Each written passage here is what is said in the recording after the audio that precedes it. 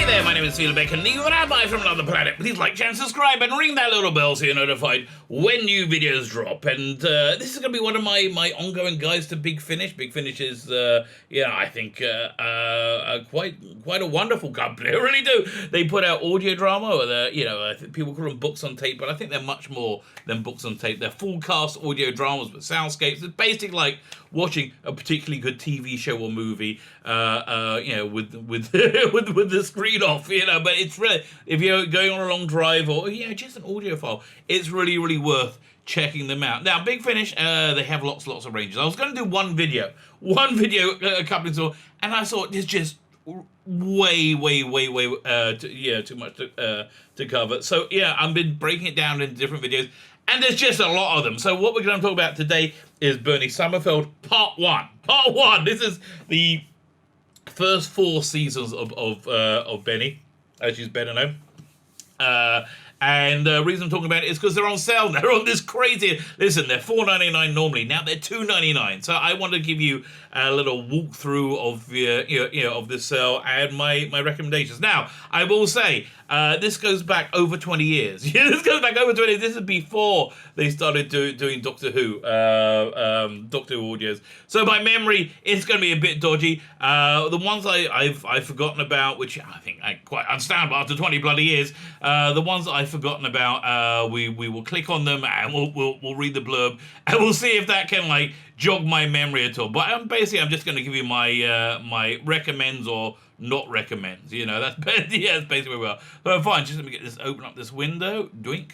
But before we get into the video, can I ask you guys, can you hit the subscribe button? I'm like 25 subscribers away from 1,600. Can you hit the subscribe button? That'd be fantastic. Thank you very much. I'm very, very grateful to everybody who subscribed. Even if you don't subscribe, by the way, there is a link to a Judge Dredd? Yeah, a Judge Dredd audio in the video notes. Although a lot of people are having trouble downloading it.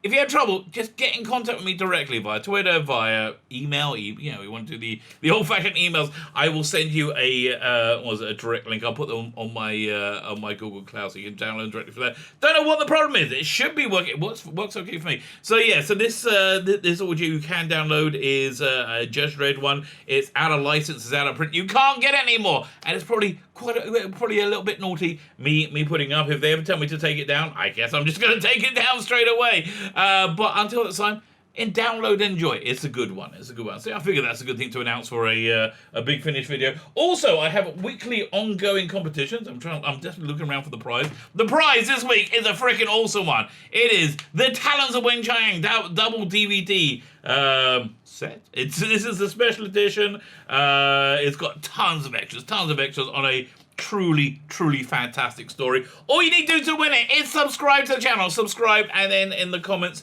leave the hashtag Mr. Sid. Check the video notes. It gives you all the information you need. Doing the prize draw on September 7th, I think. It's going to be Monday on the TARDIS when we're doing a watch along of Doomsday, Army of Ghosts. I can't remember. It's the end of the 2006 season, the David Tennant's first season. We're doing a watch along there. I will announce the winner, and then I'll announce next week's prize. Fine. So let's get into this really quite wonderful sale that's going on with Big Finish. So again, you see $2.99. That's a good price point. That is a good price point for these older ones. Now when I first got them, there really wasn't that much internet back then. There was Napster a little bit. That's basically what as I recall. But I got these on cassette. These weren't even on CD. This is how far back they go. And when I first saw the announcement about specifically this audio in Doctor Who magazine, I said, this is a prelude. This is a prelude to them doing Doctor Who. What I reckon happened is they went to BBC to get a license, and they say, well, listen, you don't have any track record. We can't trust you. So I think this first season is essentially designed to demonstrate their abilities, their professionality? Was that? No. Their professionalism to the BBC, which they did, and a year later they got the license for Doctor Who, and good for them. So what they did when they didn't get the license is they then focused on this other very, very popular character at the time. This was 99, I think, was Bernice Summerfield. She was the companion for the Seventh Doctor through the Virgin New Adventures. A fantastic companion, by the way. She's really good. Basically, she's a template for River Song.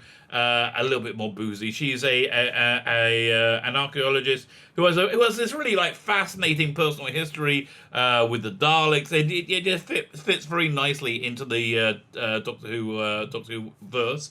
I would say these 4 seasons are probably some of the strongest. I mean, I really, especially as you get towards the end, these are the strongest that they've ever done in this range. I mean, there's still very, very, very good releases after these ones, but these are really, really the best. And also, you get to get a feeling of where Big Finish was growing from, because this is in between Big Finish being a fan group, audio visuals, and becoming a professional group. This is their first professional product, and they're all pretty darn good. They're based mainly on there was the Virgin New Adventures, who had recently lost their license, Doctor Who. So some of these are based on books with the Seventh Doctor. Some of these are based on books that just focus on Bernice.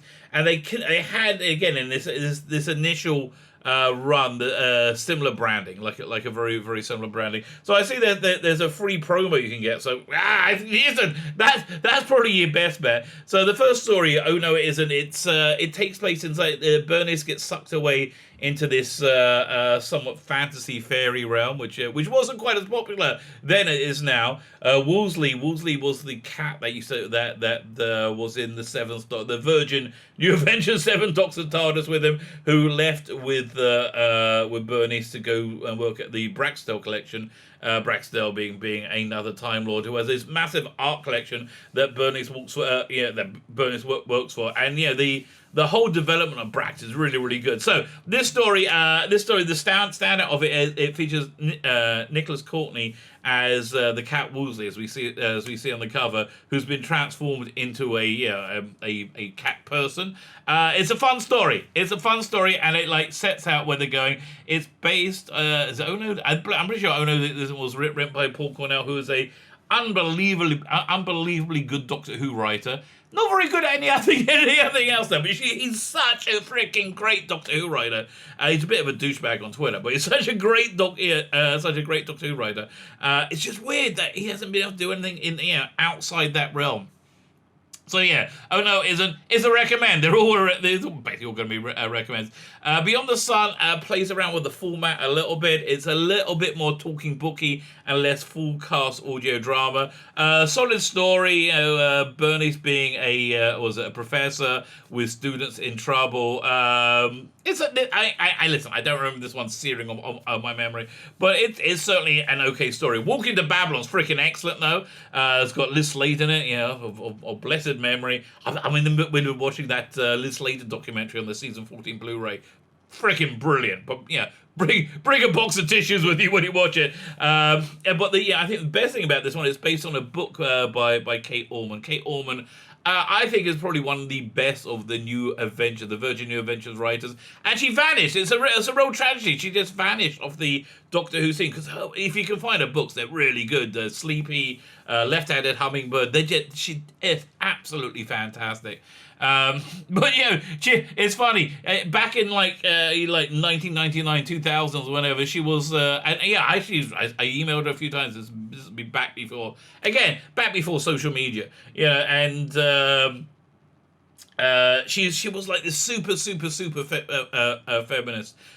Which she would seem in context of today, she would be like a slightly weak feminist, but then she was like the super feminist. Because I think, the whole girl poster today, but she's just an absolutely fantastic writer. It's again really, really tragic that she's really not doing much work. I'd love to see her do more stuff. But Blake Seven works really good. So anyway, this is a really good one. I do recommend it. Birthright is it's okay. It's a weaker one. They have Colin Baker in it playing a different role, but he's very obviously Colin Baker. Is based on this was based on a New Adventure book with the Seventh Doctor, and I believe by Nigel Robertson. It's quite a good alien historical tale. It works well. Just War is excellent. It's deals with the I can't say it on YouTube, the naughty National Socialists from Germany in the 1930s, their occupation of Guernsey,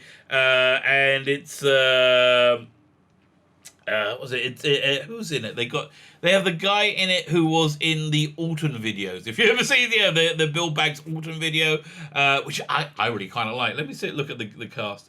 This is a Time Ring trilogy part 3. And this is the last of a three-part trilogy. Mark Gatiss is in it. I forgot about that. Who is Stephen Furwell is Jason Kane. That's Bernice's occasionally estrained husband. Maggie Staples makes an early appearance. Is it Michael Wade? It could be Michael Wade, the guy I'm thinking of. Well, I didn't think that was his name. It's not Stacy Keach. I really can't remember. But again, let's just read the because I just remember this one being good. Tomorrow belongs to us, not you. If you were really from the future, Miss Summerfield, you would be a Yahtzee. Yes, that's basically what I have to say. The Yahtzees occupy British soil, and British citizens are being deported to European camps. Again, I don't think I can say the word camps. The one concentrates quite a lot. Those who do not cooperate with the Germans are shot. But this is a parallel universe. This is Guernsey, but this isn't a parallel universe. This is Guernsey 1941, where Bernice is stranded with no son of Jason. She has to endure the full horror of the situation. Yeah, that was really good. There's a lot of really good character moments in this. Alone and Afraid. And Lisa Bauman is absolutely fantastic. Yeah, I really like her in most things, but she's absolutely fantastic. And something has gone very wrong. The Arts are building a secret weapon. One will have a decisive effect on the outcome of war, and it's up to Benny to put history back on course. Yeah, okay. This blurb just totally took me into it. It's a strong recommend. So this one is part of the first season, but this all came out about a year or so later, and it seems to be a separate thing. Dragon's Wrath, I don't remember it at all. It's Bernie's stealing something, is what I recall. Let's read the blurb. The Gamaliel dragon is a jewel-encrusted statuette captured by the warlord Gamaliel from the legendary Knights of Genevieve after the Battle of Bokhara. Now it is assaulted by... Okay, there's too many names. Okay, these names are annoying me. Now assaulted by Rogner Nuzek. Apparently, Gamaliel's descendant to prove his right to assume the ancestor's mantle and ruler of the sector. When Benny joins a group seeking to find the legendary statue, it's kind of like an Indiana Jonesy quest. No, more like not Indiana Jonesy, more like a national treasure quest. Yeah, that's really what it's more like. She has a secret no one can possibly find out. Stantoris, find out. Well, nobody can find one on Stantoris. She's already carrying it. Left her by a murdered colleague. Okay, okay, fine, whatever. Well, this one is. Listen, I would just buy all of them actually because they're just such a good sale. It's kind of an interesting romp. So now we're in the second season. They change the branding. Adrian Salmon does the cover designs, the cover illustrations for quite a long time, and I'm going to say the time when Adrian Salmon does these cover illustrations was the peak of Bernice Summerfield. Although I think the recent stuff with what's his name? Michael Warner. Is it Michael Warner? Oh, what's the name? Warner as the as Alternate Dogs is pretty good. Fine. So I remember listening, but I don't remember anything about this. So when did this come out? Okay, 20 years ago. It came out just under 20 years ago. You can forgive me for not remembering. Maybe this will jog my memory. If it doesn't jog my memory, I think that's an indication of how memorable it was. A vicious war between two natures is coming to a head, and the final moments are centered on the sailing ship Cassandra. Oh, yes, I do remember. Okay, along with a very strange cargo, Cassandra carries Captain Colley, a man with his own sad burden, and a paranoid General Brennan, a woman convinced that... So basically we're talking about death on the Nile. That's basically what it is. A woman convinced that her actions will end the war once and for all. A grim mission that goes entirely as planned until Cassandra gains an extra passenger, a shipwreck archaeology professor by the name of Bernice Summerfield. Sensing that something is very wrong aboard the ship, Bernie's snooping brings her close to a terrible truth. Soon Bernice know. Soon Bernice doesn't know who to trust, and she can no longer be sure who they claim to be. So yeah, listen, this is the one where the basically for this part they've started to develop their own its own identity, and the shape of the stories is very Doctor Who-ish. You know, it's like she blunders into things and then gets wrapped up in adventures, but it's still I would say it's Doctor Who from the new adventure. You know, their way of processing it. It's yeah, listen. Honestly, I think all of these ones are a recommend. Stone's Lament is the next one, and I remember liking this one as well. It's written by who wrote this one? Mike Tucker. Oh, I know, Mike Tucker's always Mike Tucker does the visual effects for a lot. But original Doctor Who, Red Dwarf, current Doctor Who, he does a lot of things. So you know, yeah, I said on a video the other day that yeah, if BBC really wanted to do diversity, which they're failing at, they're just failing at so massively. All they're doing is alienating the entire bloody country. They want to do diversity, which I think they should do, because you know, again, I think the fundamental claim that that television should reflect its audience is a good one. Honestly, I do still think that television has been naturally diverse. But you know, if they want to have like you know, different cultural voices, they want to have like female voices, they want to have black voices, they want to have Asian voices, whatever. You know, I think they should take 25% of the programming and have it as a goal that it will be run and created from these different cultures that have now become part of England. You know, I think so. You know, with Doctor Who, there was definitely a push to make it more appeal to more feminine side. You know, to increase the femininity of Doctor Who quite. And this is actually quite above and beyond the. The casting of Jodie Whittaker. You see, the problem is when you try and mix, when you try and put a diversity agenda on everything, there's just no real voice that comes through, because you know, you become, as a writer, you become stilted, because you have these like restraints that you got to put on your craft. However, if you build something from scratch that is supposed to be feminine, so I'm getting to the point now. You build something from scratch, which is what Bernice Summerfield is. It becomes a naturally feminine, action adventure. So yeah, so this one, well, I think what makes it feminine is like the more soap opera aspects to it. There are characters with ongoing plot threads. And you know, she has a setting. It's basically, you know, I think it's its own.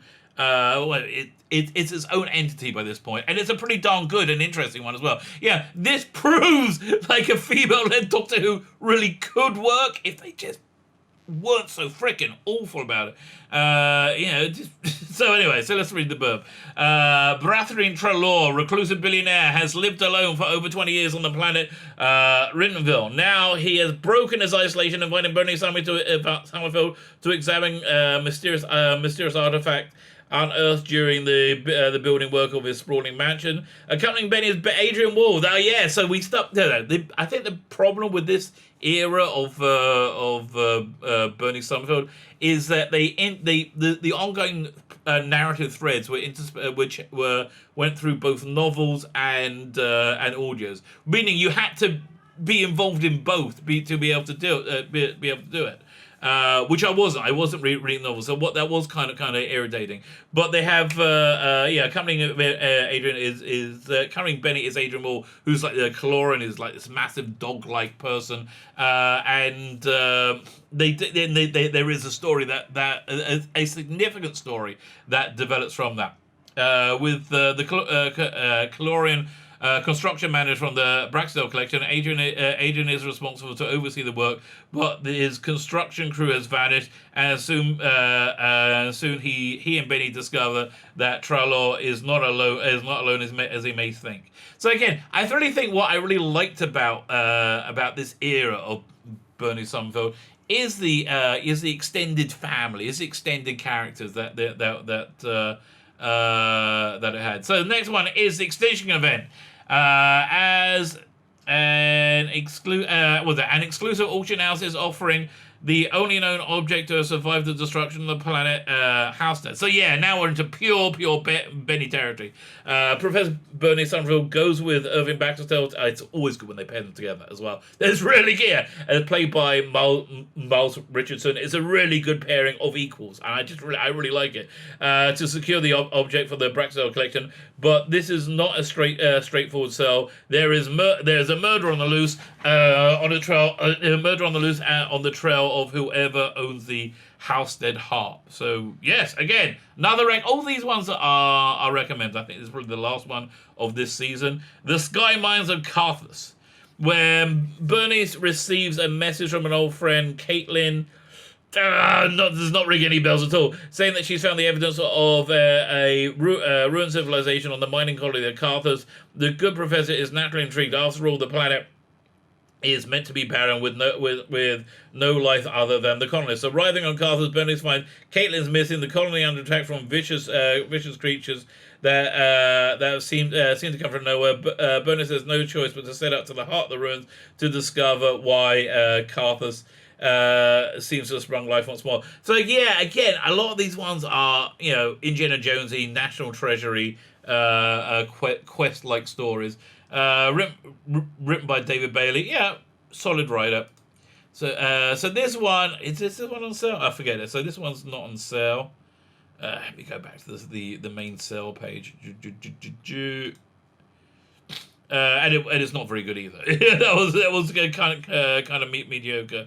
So then, great. Bernice, the greatest shop in the galaxy. I don't remember the details, but I do remember enjoying it. Let's read it. So yeah, we're into season 3 now. Benny is not digging up the car park of a Giga Market for nothing. Oh no, yeah. So this really, if it's got a Doctor Who feel, I would say it's like greatest show in the galaxy. It's got that kind of like funness of it. There is no way on Sirius 1B that you could conclude that she was there for any other reason than to investigate the famed latrines of Balladoo. Who wrote this one? Paul Webb. Don't know. Shoes. She was there. Shoes. She was there by shoes. Get out of town, get off the planet, bub, and don't come back until you've washed your brain with the new biological cortex core. I have no idea what it's talking about. Monsters now, don't be silly. Brevelia, on the other hand, they could break through. They could never break through it. And anyway, what would come between a 10-foot pepperami and a cockeyed autopsy. I have no idea what this is talking about. Yeah, okay, Big Finish. Maybe if you want to sell your stories and your blurbs, give us a rough clue what it is. I just remember this one was okay. And time anomalies. Okay, so there's a bunch of stuff is happening in the shop. Okay, who's in this one? Let's go for that one. Benny and Joseph's in it. I believe Joseph is an ongoing creature. Now this one was a good one. This was the when like kind of like this mind parasite thing invades the Braxdale collection, or maybe just arrives at it, making everybody jealous. And there's real jealousy between the Chlorian, what's his name again? Jason, her ex-husband, and Adrian. So yeah, I generally like the ones set on the Braxdale collection. So basically, what happened was, I think this happened in one of the books, that when they became under the influence of something or other, Adrian and Benny got together. And again, I don't think that this happened yet though. But I do know that Adrian and Jason are at each other's throats. Okay, fine. This has happened. So Benny has just had a kid, so she has like a half Caloran, half human kid. That basically their bodies get taken over by aliens or something, and they have sex, and they have they have a kid. This is a major plot point for Bernice Summerfield going forward for the next 18 years. 17 years. I think they moved away from his son a little bit now.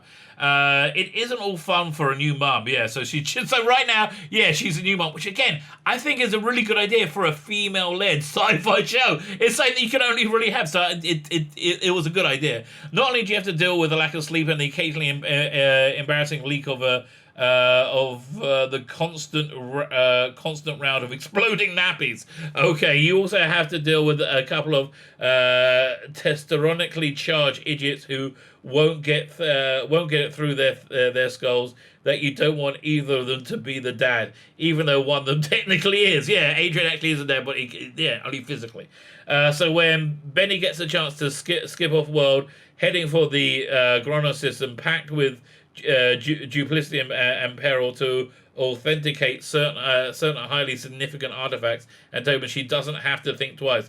Only sometimes she learns that when heading into duplicity and peril, it's not a good idea to have to leave a hostage to fortune behind. Yeah. So again, basically, this is you have the ongoing drama at the Braxtel collection. Because of this, like, really quite incredible life-turning events. This next one, Dance of Dead. Excellent. Okay, Bernice has always been an ice warrior expert. And this is where they started to bring Doctor Who monsters more into the range, which is a good idea. Really good idea. Dude, I'm guessing Nick Briggs did the voices. Let's have a look. Oh no, I'm surprised. So Nick Briggs is not doing the voices. But yeah, listen, anytime that you get Bernice Summerfield with Ice Warriors, great stuff in shoot. So let's have a quick read of this one. Illegally smuggled aboard a spaceship, hung over to the 9th degree. All Benny Summerfield wants is to curl up in a ball and die. And she looks like she's going to get a chance. So yeah, as I kind of recall that they wrote in having a kid, and now she's like, they kind of tried to forget it. They really didn't know what to do with it. I think most people writing it didn't have many kids, so they didn't know the reality of it. Stephen Cole says, writer, when disaster strikes a ship, human error or deliberate sabotage, Benny barely survives, banding together with a party of ice. Yes, that's it. Right. This is a disaster movie, essentially, with a party of ice warriors and laconic steward. A hazardous, arduous race is on its way to find the way out of the wreck before it breaks up altogether. But there are fellow escapers. But are her fellow escapers all they seem? Yes, there is intrigue. Yeah, good story. This is a good. See, this is the thing. I'm really happy to recommend it. $2.99 for a solid hour entertainment. I just think it's good value. I really do. And was it the seasons are 4 episodes long here, so $12 for a season. I do think it's good value, and I can't not recommend good value. But her fellow escapers are all the same. Benny finds that's hard to tell when your mind's being hijacked by memories and emotions of a dead alien, while Martian Man Marshall becomes your better half. Don't know what that is about, but again, I remember this being quite a solid, good story. And the Mirror Effect is the next one. Yeah, I tell you, they're on a roll. This was another great one. Who's in this one? Is this the end of the season? It's got Jason Kane in it, and Adrian, and Braxtel. Fine, so this is another Braxtel collection story, which is just very good. So, do you believe in the mirror or do you believe in yourself? Under the ice on a cold world, lies a derelict remains of the lost grid 4 mining station. Inside the station is a mirror of an ancient alien artifact.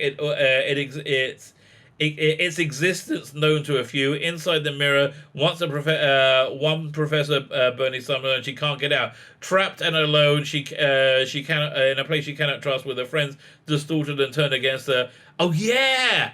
So this is kind of like a deadly assassin-ish kind of thing, where you're looking at a warped mirror of reality. And it's it was good. She's haunted by her fears and reflections. Yeah, this is great because you really kind of get inside her character with these audios. And inside Bernice Summerfield is a little baby creature that wants that wants her to be mother. Okay. I think that's the end of the season. Fine. So now season four, they having seen that the bringing in the Ice Warriors really worked. I guess they got a bump in sales. This whole season is with Doctor Who monsters. So yeah, again, I always find the ones where the Doctor Who monsters are always the best. Bellatron instance, I believe this is the one with the Ruton, right? Yeah, with the Ruton. Written by Mike Tucker, another solid writer. So fine, yeah, listen, this is another good Braxdale collection one. It's got Brax in it. It's got Bev Tarrant in it. Louise Faulkner plays her. I think this is the first time she's been in audio. And also Joseph the Porter, who's kind of like this, kind of like a bit of a lame robot, as I recall. But it's a good good character. Again, you get to love all these characters. Okay. Two aggressive alien races. A war that raged for centuries, a planet that orbits through no man's land. The Ruton Centauri conflict has started to endanger the Terran trade routes, and the captain of the battle cruiser rites of passage finds an energy signal of artificial origin on a primitive planet of Bellatron. He is duty-bound to call for assistance from a qualified academic. Confronted with savage predators, fiendish traps, and unexpected involvement of an opportunist thief, an unwilling Benny finds herself caught up in a conflict that neither side plays by the rules, and no one is quite what they seem. Yeah, I tell you, I forgot how good this stuff was. You know, this is a really rocking sell. Honestly, if you're going to go for a season, this is probably the one. Look, I'm a bit of a sucker for Doctor Who monsters. What do you want? Next one is the Draconian Rage, and again, another stonker. Trevor Baxendale, solid writer, who's the again. Okay, so now they know what they're doing, right? They're basically. Everything involves the Braxtel Collection extended family, all these ones. On the fringes of the Draconian Empire, an entire planet has gone mad. 20 million Draconians lie dead victim. Who plays the Draconians? Does it say? I'm guessing Craig Thornbear. No, not Nick Briggs again. His Draconians aren't bad. My life at your command, sire. 20 million Draconians lie dead, victims of an ancient apocalyptic suicide ritual. Now, the Draconians need an archaeologist, and in particular, they want Professor Bernice Summerfield. Yeah, because that's basically how she gets brought into all these stories. Because she's a famous archaeologist, she's there kind of like organically rather than just like bumbling it. Although I do quite like the ones where she bumbles in as well. You know, again, I just wish BBC would make something like this. And if the BBC wants to make something contemporary and awesome, I really recommend the Donna Noble box set series that came out. Donna Noble Kidnapped, freaking awesome. Yeah, if the BBC just made that, and I'm not sure they can make anything right now, they just made that would be getting ratings of 9-10 million easily, and not just because it's got what's her name, Donna. Oh, what's the name of the actress? Whatever. It'll come back to me the minute I stop this video, because Catherine Tate, there you go. Not just go to Catherine Tate, because it's a really good story. It's good, engaging, it's fun. Female and human, Benny is female and human, and Benny is everything Draconian distrust. Yeah, it was an interesting element they added in. So why has she been invited to the very heart of the Imperial Draconian homeworld, heart of the homeworld? An age-old conspiracy deepens around her, and her own bad memories are disturbed. Benny wonders if she can trust the Draconians, or even worse, if she can trust herself. I just remember this one being pretty good. Totally remember the details. The Poison Seas. Yes. Now we got the Sea Devils. Any interesting cast members in this? Nope. Fine. But this is a Benny and Brax one. Professor Bernice Summerfield's life has never been what one could call simple, but just as she really feels like things at the Braxton collection might be settling down to some sort of normality, she is sent away from the comforts of home on a mission for the Earth Reptile Council. Earth Reptile is what they call in the Draconians and Silurians at the time, which I think is kind of a better name than Silurians or Sea Devils. But I think they kind of forgot that now with the new series. But I kind of liked it when they were calling it. Yeah, that was something that came up in the new Avengers. Also there was a very good Sylvester McCoy, Bernice Summerfield comic strip in Doctor Who magazine set on an alternate Earth where humans and Silurians and Ice Warriors all live together in peace and harmony. So it's a pretty good one. And so yeah, but they use the phrase Earth reptile then. Bernice has visited the planet chosen before. So she seems the ideal candidate to intervene when a sea devil colony there comes under threat from a terrorist cell. Under the cover of a visiting old friend, Bernice sets out to learn who is working in league with the terrorists to ensure the eradication of the colony. But she soon delves deeper under the earth. Yeah, look, she's there. She's always there to solve a mystery, and there's always a mystery within a mystery within a mystery, and they do it in an hour. And it's really good. Yeah, it really just works. She discovers that something much more ancient and powerful wants rid of the sea devils, as every living thing on the planet is in peril, and all because there's no place like home. David Bailey again. And I think this is the last one in the cell, probably the best one, Death and the Daleks. So this is a really good deal, because firstly, you got the Daleks. Firstly, you got the Daleks. And secondly, it's a 2-disc set, I believe, rather than 4. Let's have a quick look. Production deal. Yeah, 2 discs. Most of them are single disc. So the problem with this is it ties up a plot thread that was brought up in a previous book.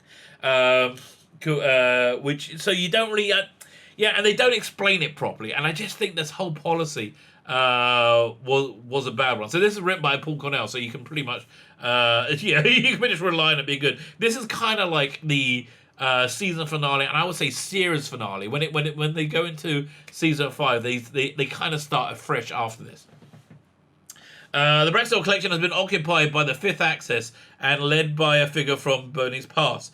As Bernie's friends rise up to end the occupation. Yeah, this is a really good occupation war story with the freaking Daleks.